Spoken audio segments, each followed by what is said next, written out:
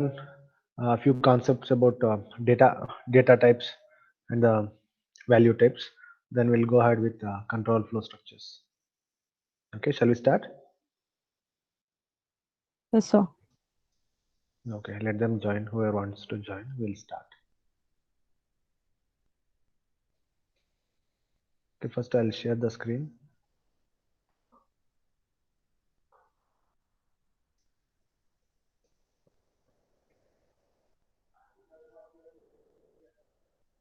Can you see my screen now? Yes, sir. Okay, fine.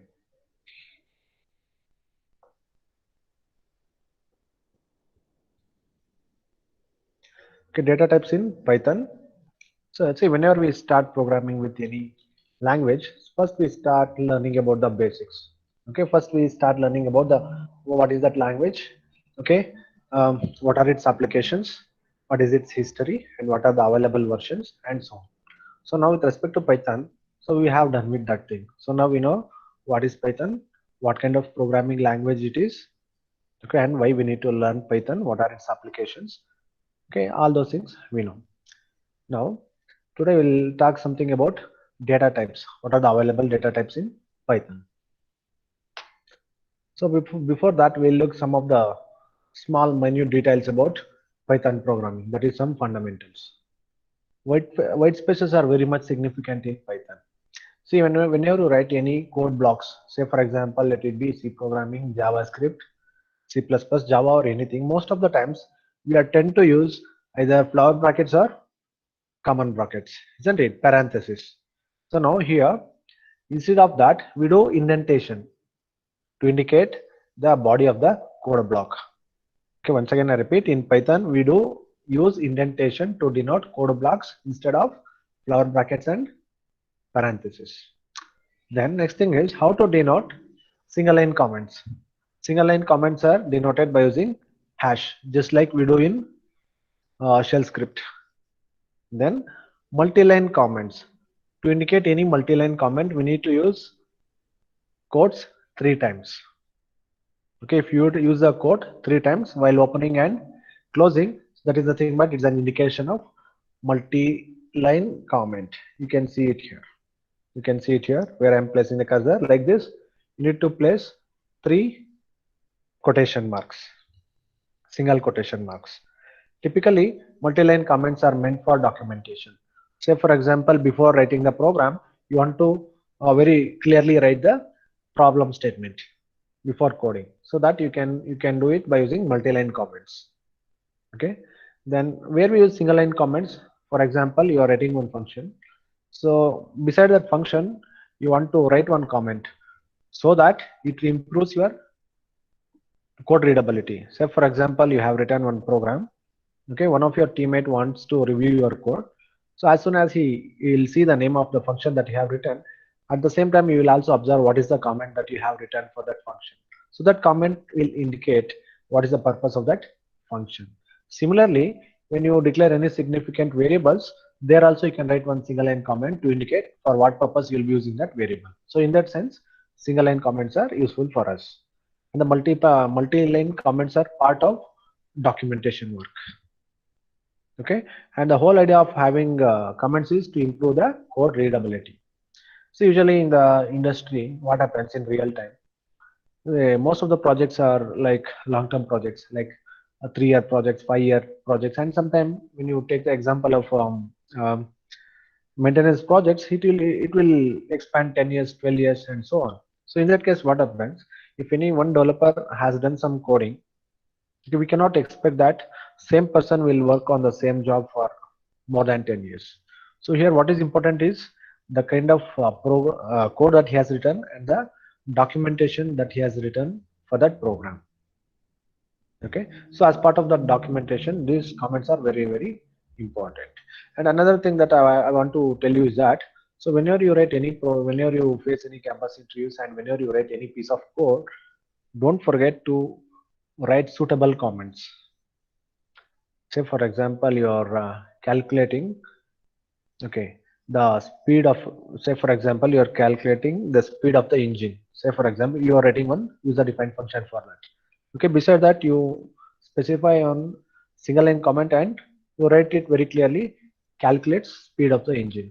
Okay, for example, if you are calculating area of a circle, you make a comment and write calculates area of a circle, so that as soon as we see that function, so we'll also observe the comment, so that we will come to know for what purpose you have written that function. Comments should express information that cannot be expressed programmatically. Okay. Then, so you can see here, so there is some function, and before that function we have written one single line comment. Here is a comment. Okay. So just to indicate, okay, how to mention single line comments by using the hash symbol. Okay, then Python typing. Okay. So what are all the things that we need to keep in our mind while typing programs in Python? See, we deal with Python in two ways. One is in the interactive manner by using the prompt, that is a command prompt. Another thing is by using the editor and by typing the programs and saving it with .py file extension. Python is a strongly and dynamically typed language. So the meaning of strongly typed language is that it is case sensitive. Okay, when the program is case sensitive, we call it as strongly typed. And dynamically typed language, the meaning of dynamically typed is, say for example, in the previous class yesterday I was telling, so you declare a variable x and store the value 10, so dynamically it will understand that it's a variable of type integer, so that is dynamically typed language. So what is strong typing? Obviously Python is not performing static type checking, but it does prevent mixing operations between mismatched data types. Say for example, when you are doing an operation between integer and a float, by default it will be converted into floating point. So that is called explicit type conversions.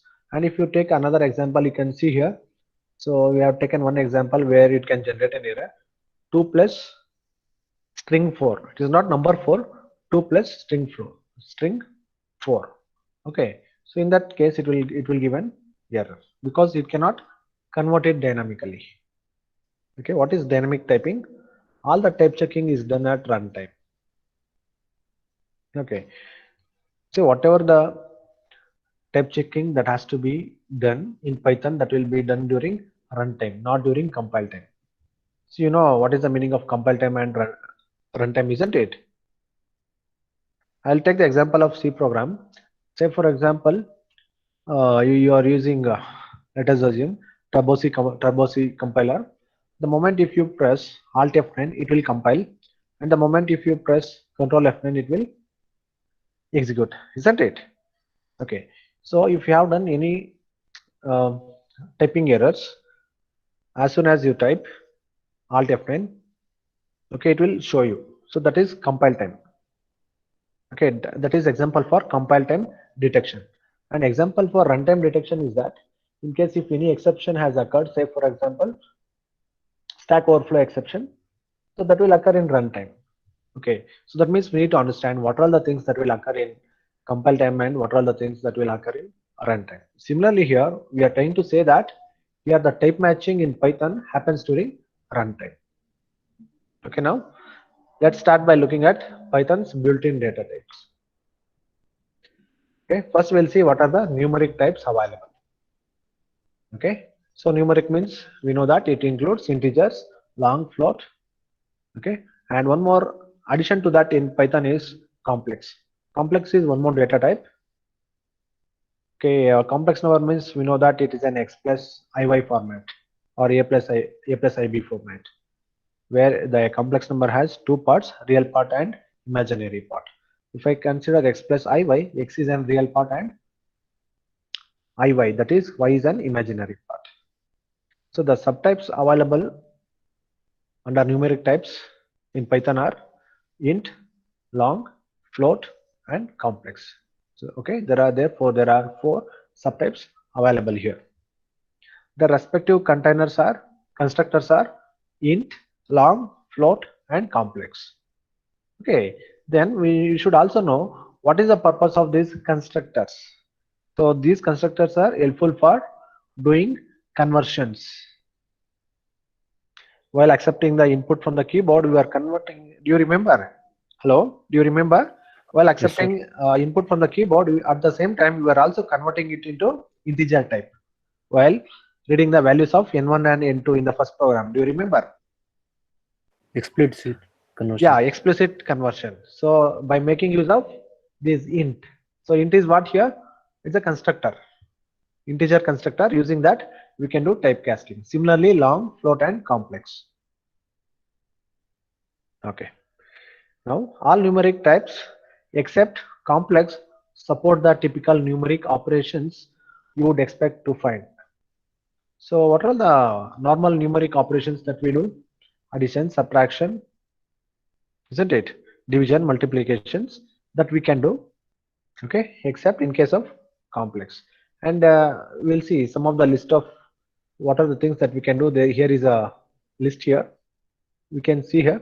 So example, what are the things that we can do with numeric operations? X plus y, x minus y, that is what I told, division. Then to find the quotient, then remainder, okay, negation. See here, how to do negation here in Python. Observe here, I have placed the arrow mark here. Okay, these are some of the example. Then at the same time, we can also do some of the mathematical operations by using the math. Okay, for that you have to import math, then you have to do math dot trunk of c means truncate.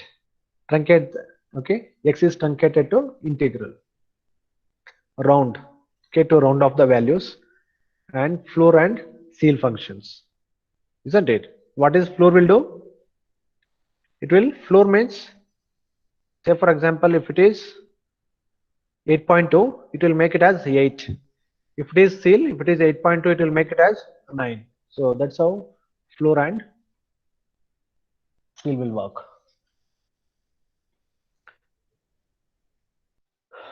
Okay. See, int is equivalent to C programs long int in Python 2.x. Okay. So that means the size of integer in Python is equivalent to integer of C programming language. In case if you are using Python 2 version 2.x, but here in our case we are using Python 3.x, that is Python 3.8.5. so therefore the size of integer is unlimited. Okay, if it is Python 2.x, it is 2 bytes. If it is Python 3.x, then it is unlimited. Then float in Python is same as double data type in C programming. Okay, then long. Okay, the size of long is unlimited both in Python version 2 and Python version 3. Okay, and complex numbers, so usually we have complex numbers means in the form of x plus iy format. And the supported operations include constructors, arithmetic, negation, modulus, absolute value, exponentiation, and etc. What is absolute value? Say for example, I have an integer value 77. What is its absolute value? 77 only. Okay, if it is minus 77, then also its absolute value is 77 only. That is called absolute value. Okay, there is one more concept, sequence data types in Python. Let us see what are the sequence data types available. There are 7 sequence subtypes available in Python. They are strings, Unicode, strings, lists, tuples, byte arrays, buffers, and X-range objects. Okay, later we'll see all these things in detail, one after the other. So therefore, overall there are 7 sequence sub data types in Python. All data types support arrays of objects, but with varying limitations. So that means I think you have studied C++ programming, isn't it? You know what are arrays of objects.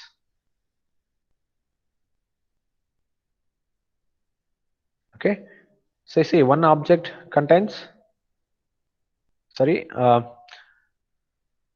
what is an array? Group of same data type. Same data types. Array of objects.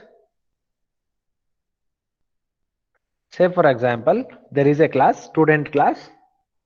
Okay, so if I write for that, if I create an object, student s of 10, that means 10 student objects. I can store using that. Yes, I can store details of 10 students. Okay, that is called array of objects. Okay, next, the most commonly used sequence data types are strings, lists, and tuples. So you are exposed to strings and lists, but you are not exposed to tuples. So that we will study in the today's class and in the next class. And there is one more very special data type called as X-range data type that is used to find common use in construction of enumeration control loops. So wherever you use enumerations, there we use X-range data type. Otherwise, most of the times we don't use X-range data type.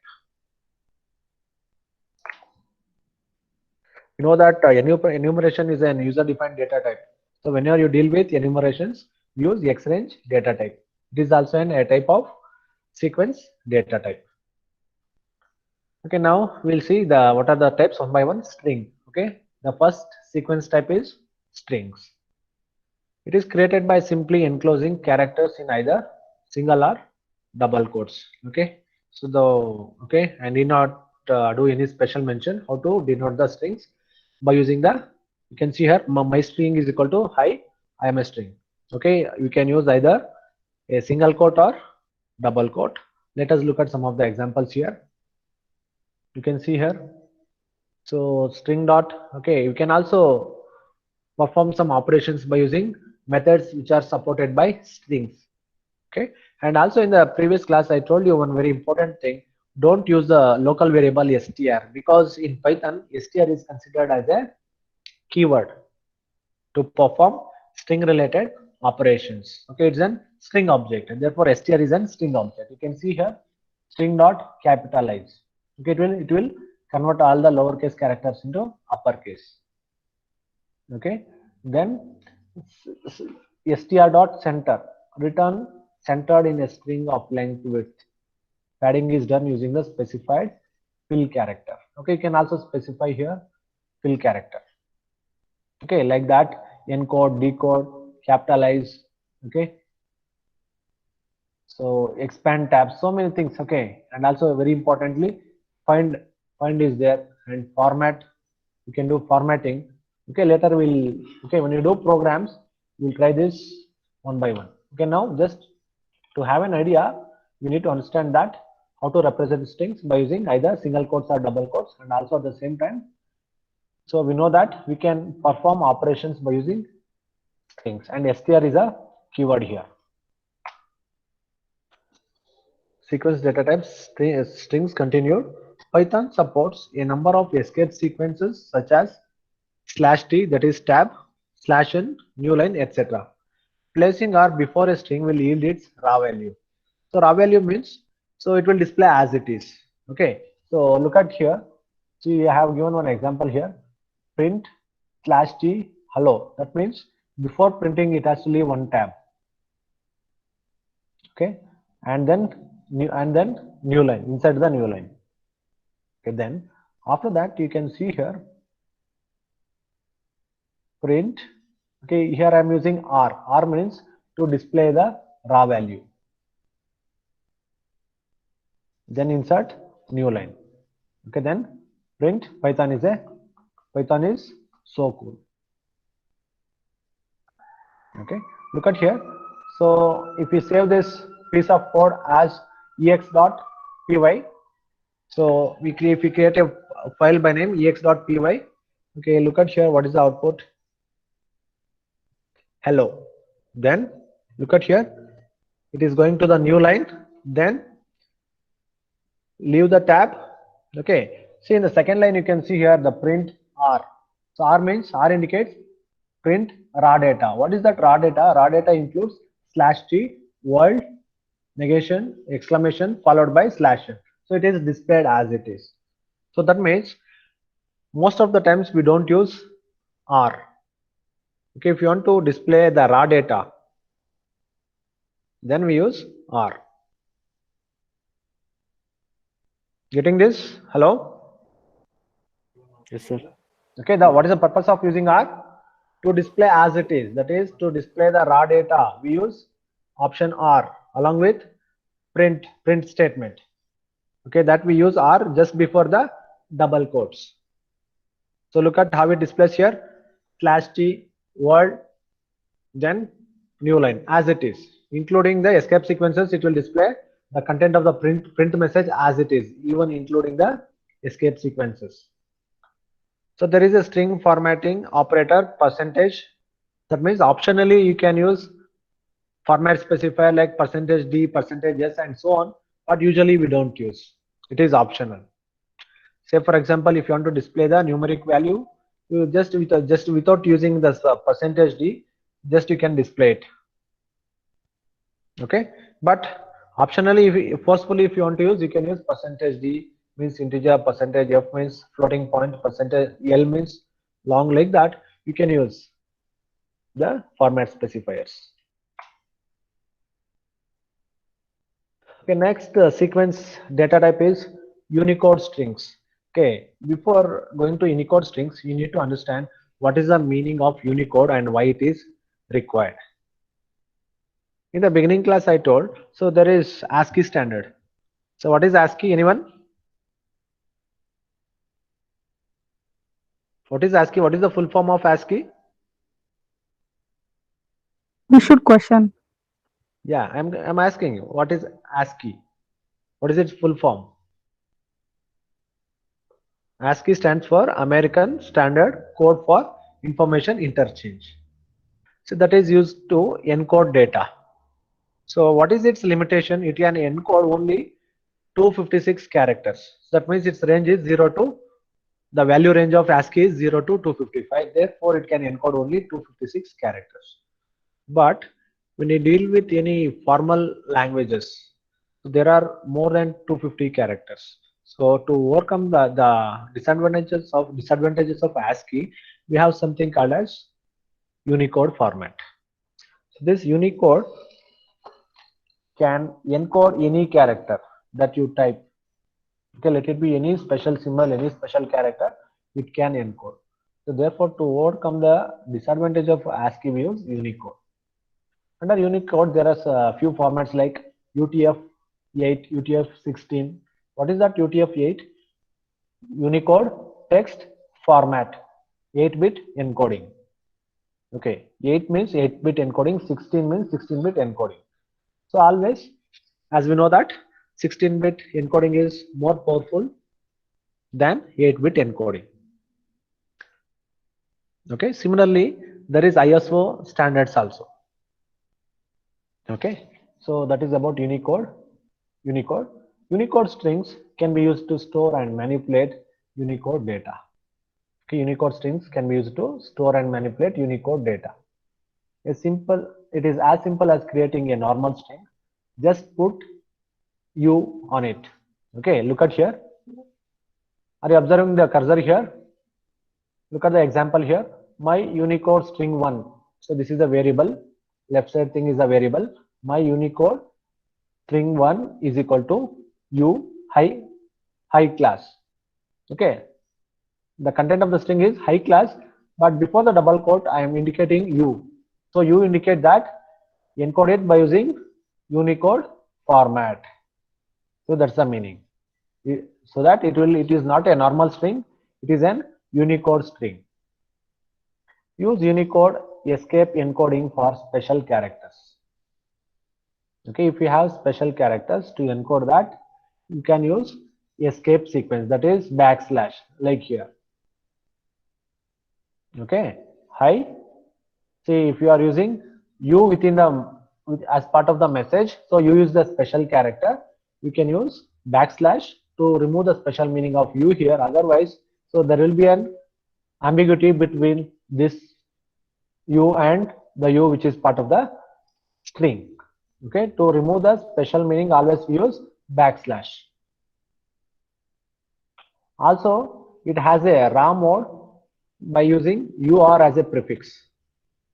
Okay, you can use to indicate the raw mode of the Unicode string. You can use UR. Okay, you can see here print my Unicode string 1 comma my Unicode string 2. Okay, you can see here.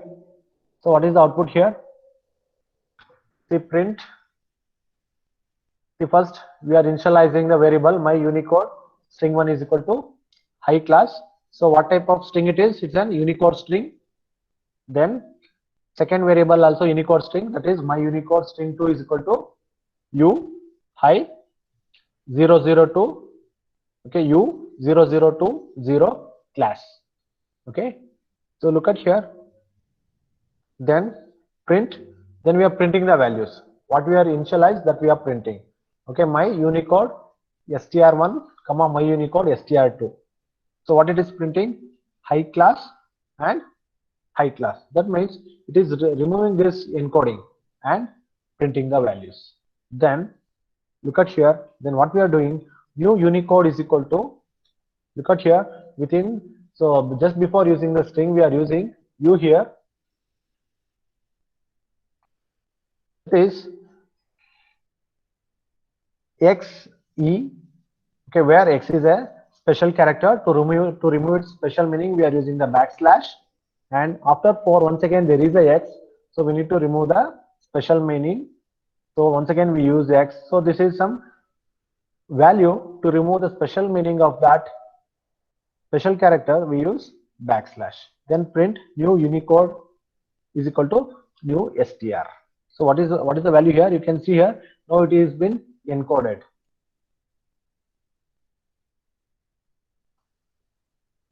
Okay, so that means wherever you use backslash, it will be encoded.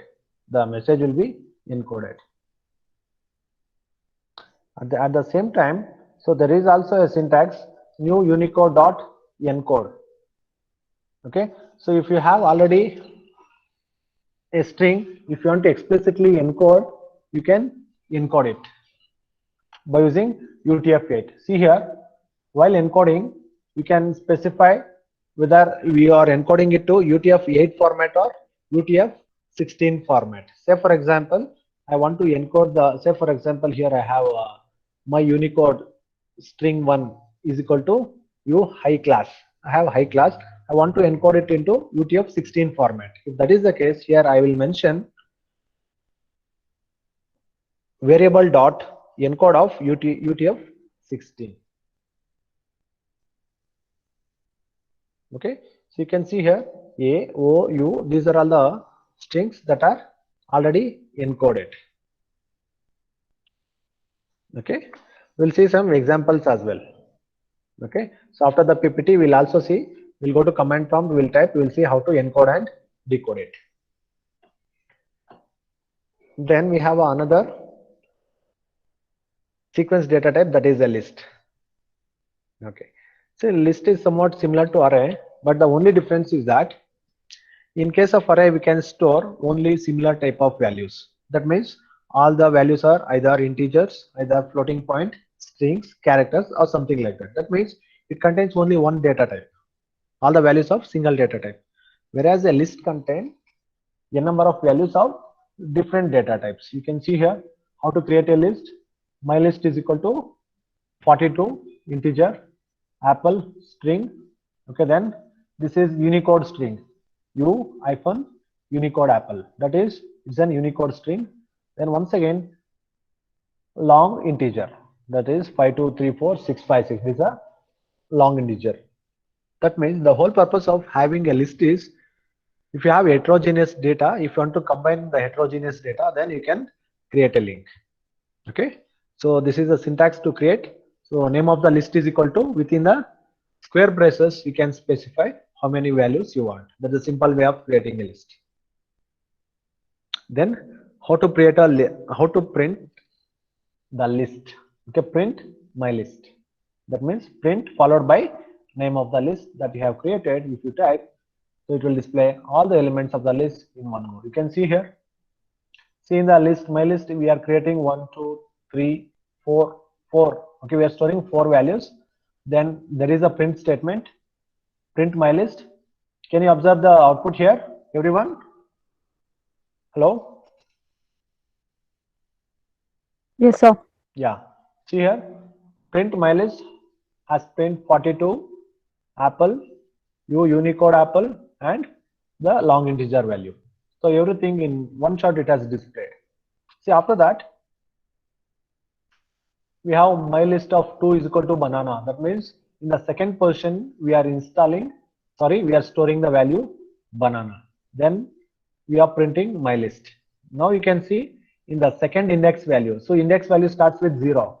So 42 is the 0th index, apple is the 1 index value, and banana is the second index value.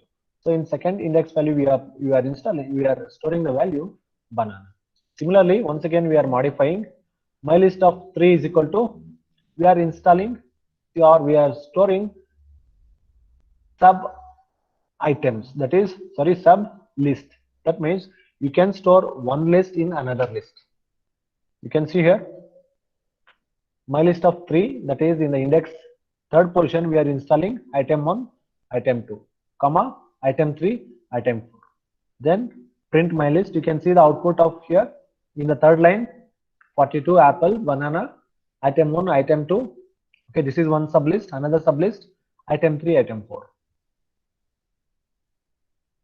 Okay. Then print my list, then my list dot sort. So you can observe Sir. one thing here. After installing the sub lists, the remaining values are deleted. Do you observe this? There is no 5, 2, 3, 4, 6, 5, 6 in this output. Are you observing this? The third line of the output. Okay, so in that sense, we should be very cautious. So in which index we are inserting the values, whether it will truncate any of the existing values, or that has to be taken care of. Then we can also sort the list. Okay, we can sort the list and the array like this by using my list is name of the list dot sort function. Sort is a function to sort all the values in the list. Okay, let us see how it will display after sorting. 42, then it is considering the list items, item 1, item 2, then item 3, item 4, then after that the remaining values. Then that means we need to understand, when we apply the sort function to a list, it will give first priority always to the numeric values. Always the numeric values will be sorted first, then the sublist, then only the remaining values in alphabetical manner. Okay, numbers first, second priority is for sublist, third priority is for other string values in alphabetical manner. Then how to delete elements from the list? By using the pop function, mylist.pop. Okay, we know that push means insert, pop means deletion.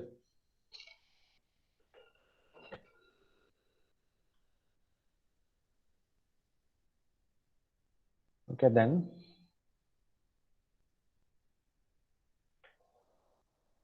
my new list is equal to x star 2 for x in range 0, 2. What is this x star 2? Okay, that is nothing but 1 minute. Okay, I'll show you here with that slide.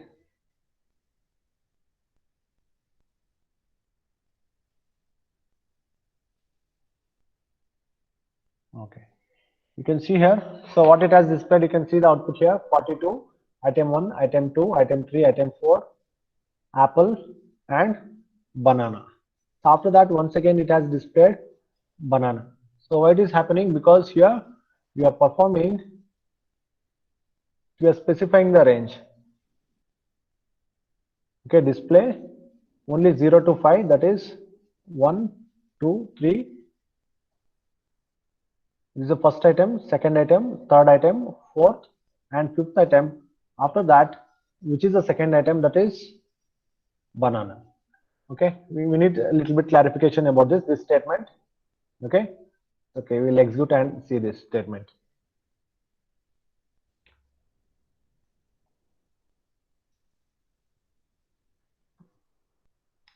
Okay.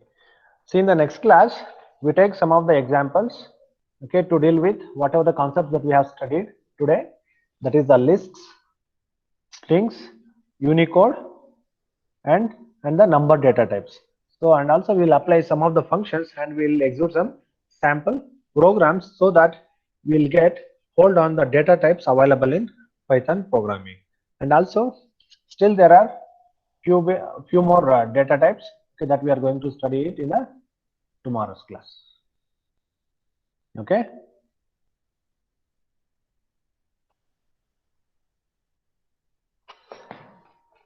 Okay, students. Yes, sir. Okay, today what are all the things we learned? Data types. Yeah, today we learned about data types. Very Data importantly, types, the comments. data types. Then Unicode. sequence data types. Then the basic data types. Then how to Unicode. use single line comment, multi-line comments. Then what is Raw the data. meaning of strongly typed and dynamically typed? Okay, and also we need to understand there are two types of languages. One is formal languages. What are formal languages and natural languages?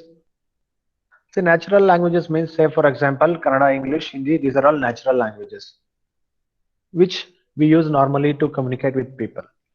So what are formal languages? Any idea, students? ASCII, sir.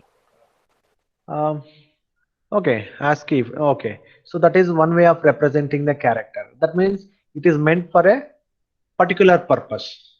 Okay. Similarly, mathematical notations. See, there is a separate language in mathematics to write the equations and do the modeling, isn't it? So that is a formal language. Okay, and all the programming languages are formal languages, isn't it? See, C programming, it is having a specific purpose to solve real-time problems. And when I say for example MathML, there is one XML based language called as MathML. So that is a language which is ideally suited, okay, to implement mathematical equations and so on. So that is derived from XML, which is very much specific for documenting mathematical notations. So we call it as MathML. So that is one example for formal language. The HTML is also a formal language. That means, what kind of language is HTML? Markup language. So what is its purpose? To deal with the web pages. So its purpose is to deal with the web pages. That means it is having a specific purpose. So that what we need to understand is that every formal language serves for a specific purpose. In that sense, it is different from natural language. So natural languages, example, Kannada, English, Hindi, and so on. Formal languages means any language which is designed for a specific purpose. So example, mathematics notations that we use, that is an formal language. Okay, C programming is a formal language. Okay, and shell script, that is a formal language. Okay, so these are all, whatever the programming languages that we use, they are all formal languages. Okay, so in the tomorrow's class, so we'll continue with the examples, okay, programming examples to deal with data types, and we'll also study remaining data types. After that, we'll start with control flow. Okay, that is controlling and looping structures. Anything you want to ask? Sir, in the list. Yeah, list. That one, when you added sublist, no sir, why the number got deleted, sir? Yeah, see, because see here, see, that is the way, that is one of the drawback of the list. So that's what I told. So before inserting the list, you check in what position you are inserting. Okay, after that, it will terminate the remaining. See here at what place, initially at what place there is, okay, in the first place we have 42, then Apple, then Unicode Apple, then 5234656. Okay, then in the second position we are using we are adding banana. So that means this is 0th position, first position, that is after Apple we are inserting banana. Okay, then after banana we are inserting item 1, 2 and item 3, 4. So that means here Unicode. So how many values we are installing? You are adding 1, 2 and 3, 4. So next 4 values will be automatically terminated. So that is the drawback of the list. So what we should have done? We should have done, okay, inserting that list after 0, 1, 2, 3. So we should have inserted at 4th index position.